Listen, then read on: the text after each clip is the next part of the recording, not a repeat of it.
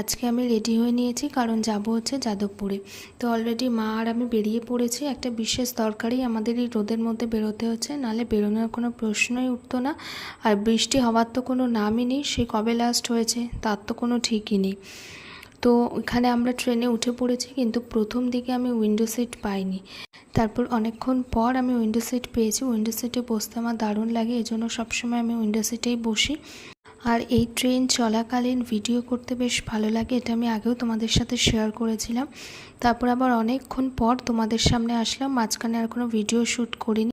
এখন শিয়ালদা ঢুকছে। তো শিয়ালদায় নেমে আমাদের প্রচণ্ড খিদে পেয়ে গেছিলো, কারণ সেরকম কোনো খাবার খেয়েও বেরোয়নি। তো প্রথমেই শিয়ালদায় নেমে ছোলা কিনে নিয়েছিলাম, আমি আর মা সেটাই খাবো। আর ভিডিওটা অনেক বড় হয়ে যাওয়ার জন্য আমাকে পার্টে পার্টে দিতে হচ্ছে। এই ফার্স্ট পার্টটা তো তোমরা এতদূর দেখলে, সেকেন্ড পার্টে কী কী করছি দেখার জন্য অবশ্যই চ্যানেলে চোখ রাখো।